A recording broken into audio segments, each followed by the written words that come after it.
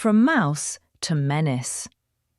He was saved, empowered, and then he betrayed the one who saved him.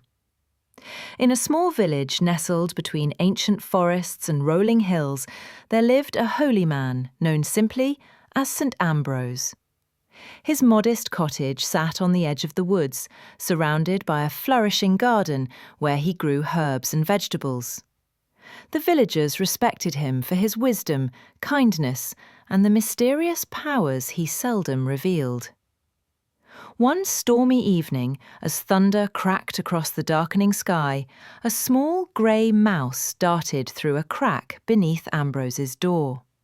Its tiny heart pounded frantically as it scurried across the wooden floor, seeking shelter from both the elements and the savage orange tabby cat that pursued it. The mouse's whiskers twitched in terror as it spotted the cat's shadow through the window, claws extended and ready to pounce. "Help me, please," the mouse squeaked, though he knew humans rarely understood the language of small creatures. To the mouse's astonishment, Ambrose looked up from his meditation and met its gaze with understanding eyes. "I see your plight, little one," he said gently, setting aside the ancient text he had been studying. The cat scratched furiously at the door, yowling with hunger and determination. The mouse trembled behind a clay pot, its tiny eyes pleading. "Fear not," said Ambrose, raising his weathered hand. Golden light emanated from his fingertips as he murmured words in a language long forgotten by most men. "May you find strength where once was weakness." The mouse felt a strange tingling throughout its body.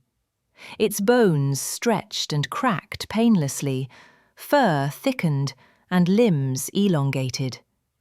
Within moments, where once stood a timid mouse, now sat a sturdy brown dog with intelligent eyes and a wagging tail. "This form will protect you from the cat," Ambrose explained. "But remember, little one, power brings responsibility." The newly transformed dog barked joyfully, circling Ambrose's feet in gratitude. "Thank you, kind saint. Never again will I cower in fear." "What shall I call you?" asked the saint. "I have never had a name," replied the former mouse, surprised at his new deep voice. "In my mousehood, none cared enough to name me." "Then I shall call you Gratian, which means grateful one," declared Ambrose. "May you live up to your name." For several days, Gratian enjoyed his canine existence. He roamed the village proudly, chasing away the very cat that once haunted his dreams. The children of the village petted him and threw sticks for him to fetch. Gratian felt important, respected, and, most of all, safe. But contentment proved fleeting. 1 week after his transformation, Gratian was exploring the forest edge when a massive mountain lion appeared from the shadows, golden eyes fixed upon him with predatory intent. The great cat's muscles rippled beneath its tawny coat as it prepared to pounce. Panic seized Gratian. His newfound courage evaporated as primal fear took hold. He bolted toward Ambrose's cottage, the lion's hot breath practically singeing his tail fur. Bursting through the door, he collapsed at the saint's feet. "Save me!" Gratian howled. "The dog's form is not enough." Ambrose looked up from tending a sick villager and sighed deeply. "Is strength still all you seek, Gratian? Very well." Once again he waved his hand, and the golden light enveloped the trembling dog. This transformation was more intense. Gratian's body expanded dramatically, powerful muscles forming beneath a magnificent golden mane. Sharp claws extended from massive paws, and his jaw strengthened to accommodate fearsome teeth. Within moments, a majestic lion stood where the dog had cowered. "This is the most powerful form the forest knows," cautioned Ambrose. "Remember who you once were, Gracian. Remember the fear you felt as a mouse." But Gracian barely heard the saint's words. Newfound strength coursed through his veins like fire. He thanked Ambrose curtly and bounded into the forest, eager to confront his former pursuer. The mountain lion didn't stand a chance against Gratian's enhanced form. After a brief but fierce battle, the wildcat retreated, bloodied and humbled. Word spread quickly among the forest creatures. A new king had claimed the territory. Days turned to weeks as Gratian ruled the forest with increasing arrogance. Animals bowed before him or fled at his approach. He claimed the choicest hunting grounds and the most comfortable resting places. No creature dared challenge him. Yet, despite his dominion, dissatisfaction gnawed at Gratian. He began to resent the limitations of even his lion form. Why should he, magnificent as he was, be confined to ruling mere animals? His thoughts turned increasingly to the village, to humans who built shelters and controlled fire. Most of all, he thought of Ambrose's powers. Newfound strength coursed through his veins like fire. He thanked Ambrose curtly and bounded into the forest, eager to confront his former pursuer. The mountain lion didn't stand a chance against Gratian's enhanced form. After a brief but fierce battle, the wildcat retreated, bloodied and humbled. Word spread quickly among the forest creatures. A new king had claimed the territory. Days turned to weeks as Gratian ruled the forest with increasing arrogance. Animals bowed before him or fled at his approach. He claimed the choicest hunting grounds and the most comfortable resting places. No creature dared challenge him. Yet, despite his dominion, dissatisfaction gnawed at Gratian. He began to resent the limitations of even his lion form. Why should he, magnificent as he was, be confined to ruling mere animals? His thoughts turned increasingly to the village, to humans who built shelters and controlled fire.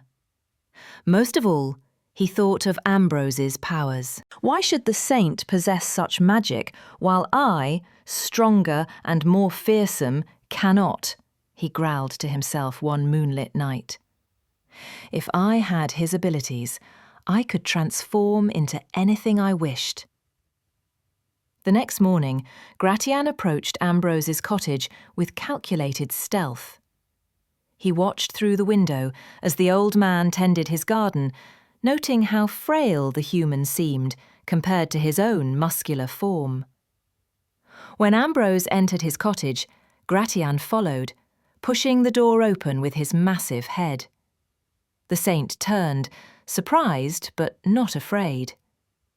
"Gratian," he said calmly, "what brings you back to my humble home?" The lion circled slowly, muscles tensed for attack. "Your power, old man. I've come to take it." Understanding dawned in Ambrose's eyes, followed by profound disappointment. "So this is your gratitude? I saved you from death, gave you strength beyond your nature, and now you would devour me?" "You've kept the greatest power for yourself," Gratian snarled. "Transform me once more. Make me human like you, with your magical abilities. Or I shall use these teeth and claws you gave me." Ambrose shook his head sadly. "Power has poisoned your heart, Gratian. You were safer as a mouse, not because of your size, but because of your humility." With a roar, Gratian lunged toward the saint. But before his claws could make contact, golden light flashed brightly through the room. Gratian felt his body contract rapidly, fur thinning, limbs shrinking. The transformation was swift and complete. Where the mighty lion had stood, now trembled a small grey mouse, indistinguishable from the frightened creature that had first entered the cottage. "You have forgotten who saved you," Ambrose said, his voice gentle despite the betrayal. "You have forgotten gratitude. Now you must remember what it means to be small in a world of giants." The mouse squeaked indignantly, but its protests carried none of the menace of the lion's roar. "Go, little one," said Ambrose, opening the door. "Find your way in the world again. Perhaps someday you will learn that true strength lies not in sharp claws or powerful jaws, but in a grateful heart."